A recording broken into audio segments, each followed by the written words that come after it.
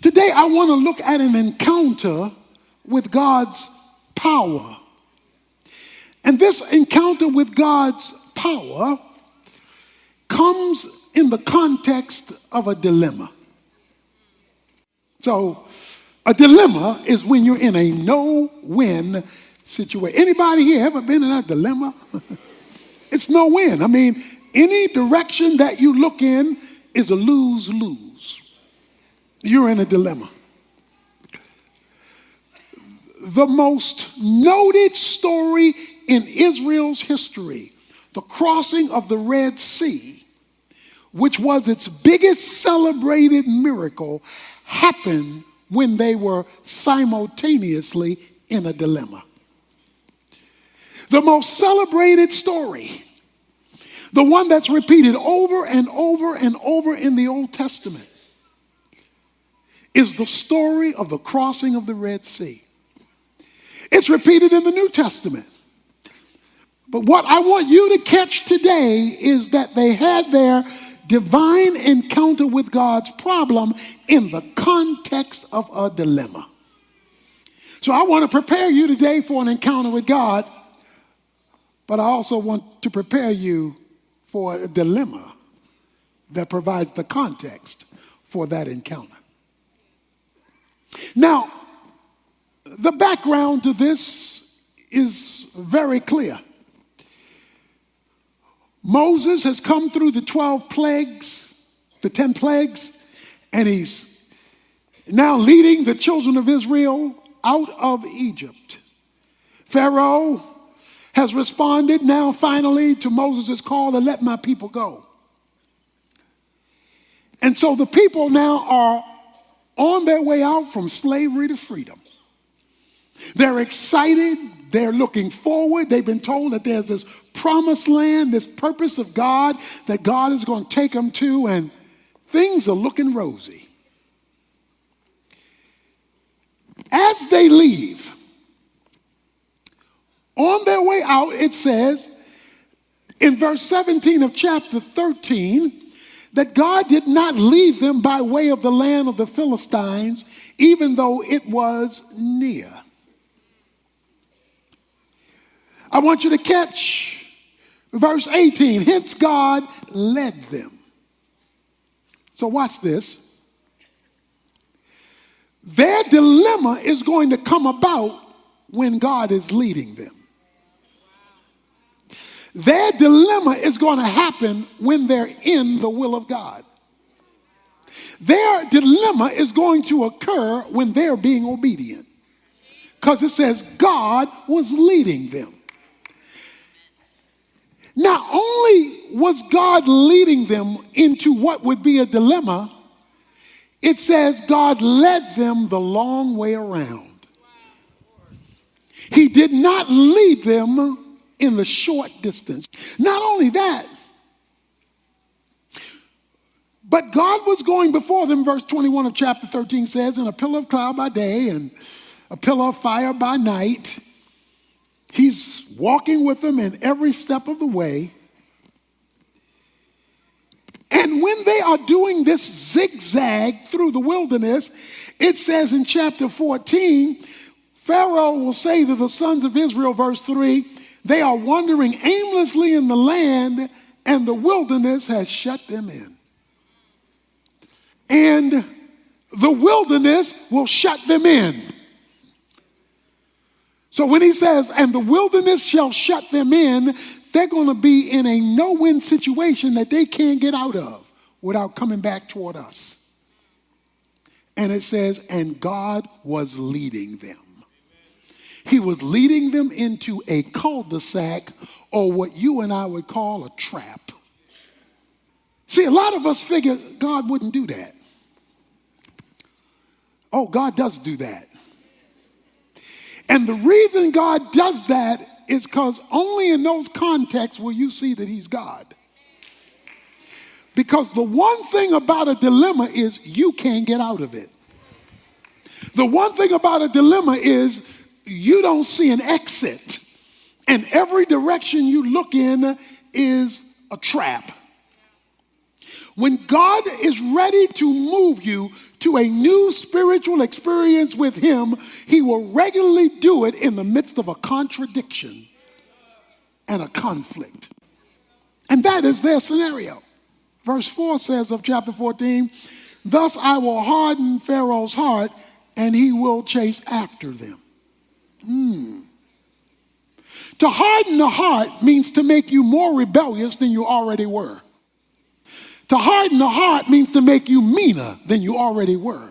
To harden the heart is to make you worse than you already were. I think the verse says, and God hardened Pharaoh's heart. Because when God is ready to give you a new experience with him, he will allow you to be put into a situation that only he can get you out of. When God is ready to make this move, doesn't matter who you know, what contacts you have, how much money you possess, or where you live, or the car you drive. When God is ready to give you a new experience with him, he will regularly trap you where you are. Verse 8 of chapter 14 says, the Lord hardened the heart of Pharaoh, king of Egypt, and he chased after the sons of Israel. What frustrates me about God is he will make it look like he answered your prayer. Come on, anybody been there?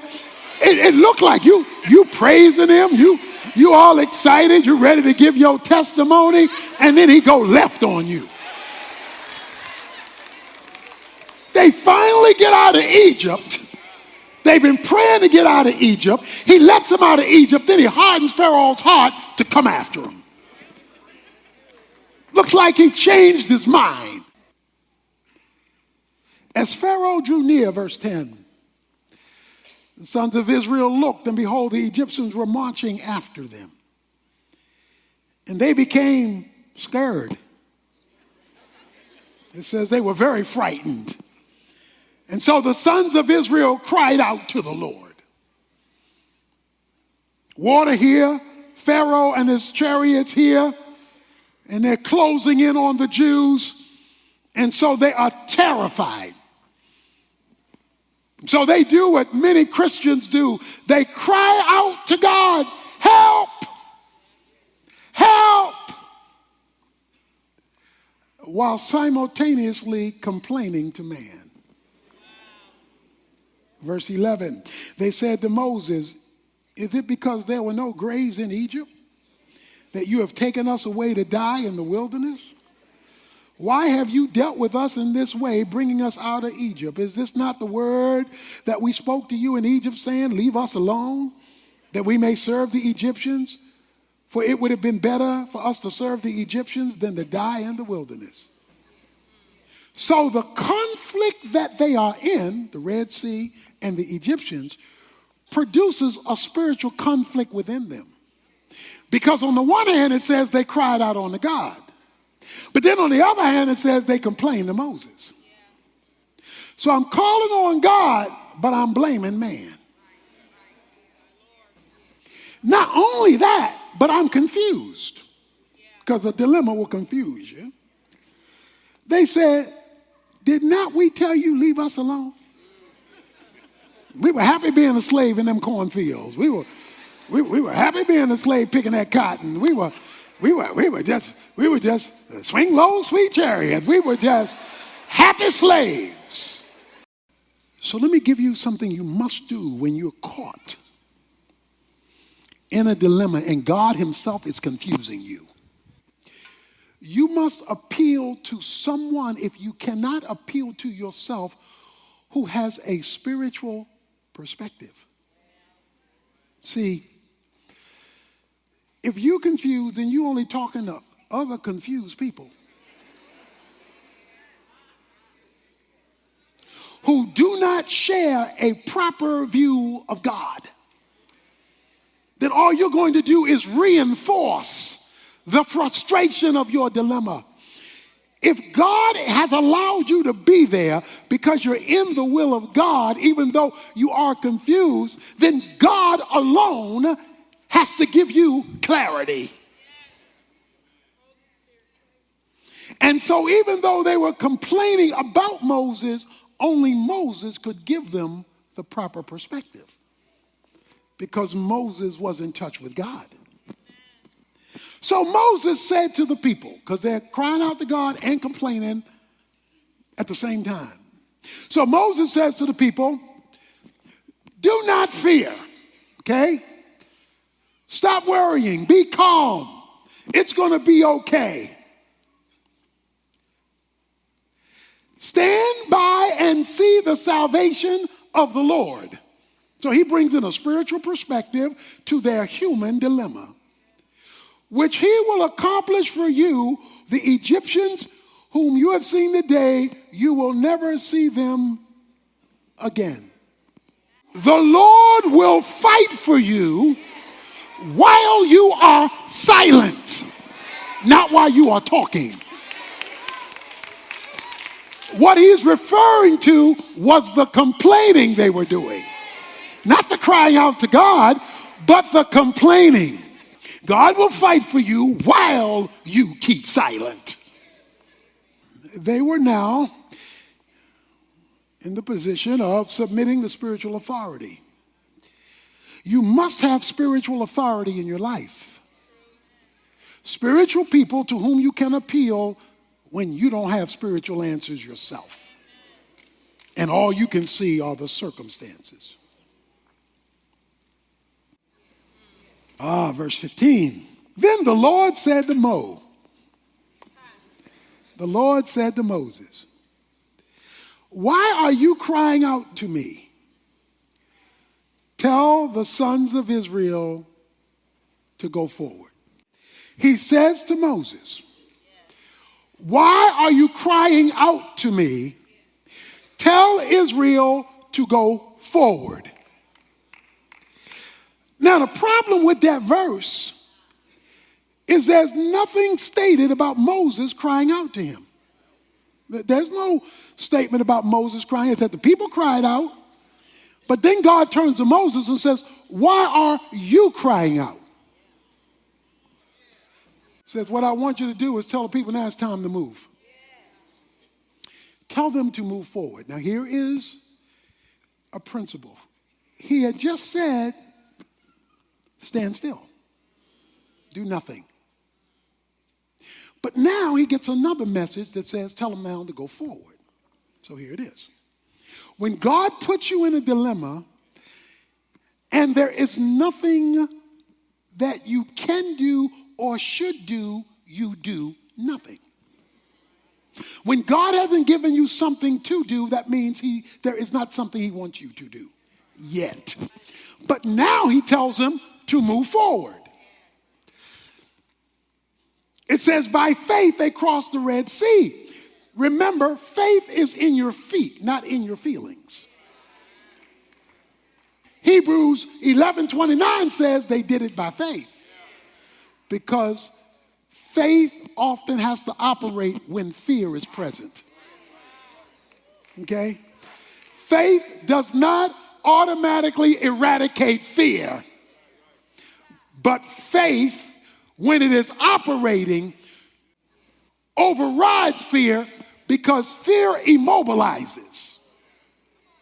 Faith moves, even when you are fearful. But when he gives you something to do, you move. He says, tell the people to move. And so the people move. Moses, lift up your staff. He lifts up the rod, now called the rod of God. He says, I will, again this word in verse 17, harden the heart of the Egyptians. I'm going to make them harder. I'm going to make them hate you more. I'm going to make them come after you worse than before, so that they will go in after them, and I will be honored through Pharaoh and his army, through his chariots and his horsemen. So Moses stretches out his hand with the rod, verse 21, and the Lord swept the sea back by a strong wind all night and turned the sea into dry land, so the waters were divided. The sons of Israel went through. Verse 23, then the Egyptians took up pursuit. To see a sea open up, the water wall on both sides, this whole army of almost 2 million people walking through, and you go in there after them. You got to be crazy. But they were made crazy by God hardening their heart. So God may be hardening the heart of your coworker, making them treat you bad worse. He may be hardening the heart of your boss, making him treat you worse, or that person in your life, or that circumstance. See, that's why you got to be in the will of God, because when he makes it worse, he's using it. I will harden Pharaoh's heart, and the Egyptians will come after you. It says in verse 31, when Israel saw, say saw. See, not they ain't heard, they saw. When Israel saw the great power which the Lord had used against the Egyptians, the people feared the Lord, and they believed in the Lord and in his servant Moses. Why does God put you in a dilemma when you're in his will? So you can see something. It says, when they saw the power of the Lord, they encountered God's power. They said, you know what those people were saying? They said, take us back to Egypt. You know what God was trying to do? He was trying to deliver them from something in their past. Egypt was their past. But you can get so used to yesterday that when the day goes bad on you, you want to go back. He says, I'm going to deliver you from yesterday because I have a different tomorrow. But for me to deliver you from yesterday, to take you to a different tomorrow, I'm going to create confusion today. So I want you to look at your dilemma that you're either in or that you will face differently. If you're not in the will of God, get in the will of God so that he can turn it into something he can use. If you're not walking by faith but only walking by sight, begin to walk by faith and no longer live a life of complaining.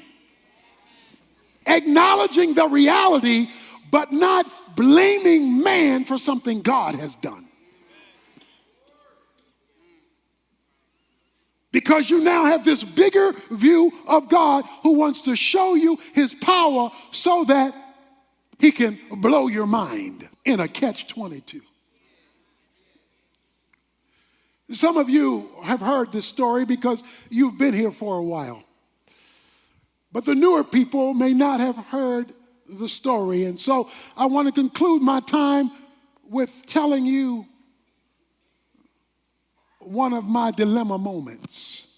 We were meeting at a school in the early days of our ministry. The school board said we could no longer meet there. We would have to, in a couple of weeks, find another place. We were in a catch-22. We were in a dilemma. What would we tell the people? We went back to the school board and asked them for an extension of time. They said they do not think we can get it because there were too many board members with this whole thing of church and state that were against the church meeting in a school. But then they said, but we will have a final official vote. But the person who we talked to said, let me tell you now, there are too many people against you. All we did was call on God to intervene and to do something that was out of our hands. It was now the day of the vote, and we knew the votes were against us. We'd been told that by an insider. The meeting was supposed to happen at a certain time, but the time went on and on and on. I guess we're sitting out there close to 2 hours when it should have been finished in 30 minutes, waiting for a decision. Finally, a lady comes out of the meeting. She says, I am sorry it's taken so long, but 2 of our board members are missing. They have not yet gotten to the meeting. So we tried to wait for them so we could have a full council vote, but they have not showed up. and we have decided to go ahead with the vote. We went ahead with the vote, and by one vote, you have gotten approval to stay in the school. By one vote. When she finished coming out, the two who were missing rushed in. The two who were missing rushed in, but the vote had already been taken. Oh, but that's not the good part of the story. The good part of the story is why they were late. These two decided to ride together. When they decided to ride together, they got off of Polk and 67, and there was an accident at the light. The accident at the light held up traffic for almost 2 hours where the traffic could not move. So within that 2 hours, the vote was taken. So by the time the traffic got cleared away and they rushed in, it was too late because God had already set up a block. The story in Exodus chapter 18 says that the cloud and the pillar of fire went from in front of the Jews and went to the back of the Jews to create a block so that Pharaoh's army could not get to them until they crossed over. So what God did was he took the angel of the Lord and he left from in front of Oak Cliff. He went to the back of Oak Cliff. He went down to Polk and 67, allowed an accident to occur at just the right time for just the right amount of cars in order to block what God's purpose.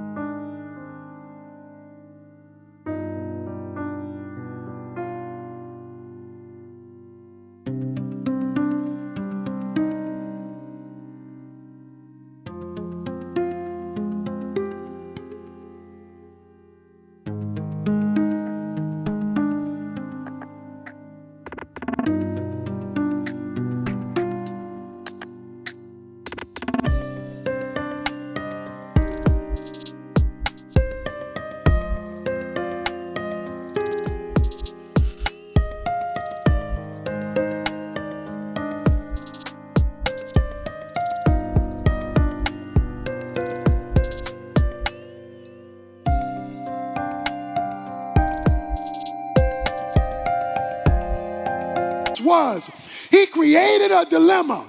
Now the good news of that for you is that I have never forgotten it. So anytime now we run into a dilemma, I remember what happened at the end of the 1970s. Anytime we run into a problem, I remember that God is the same yesterday, today, and forever. I remember to tell you.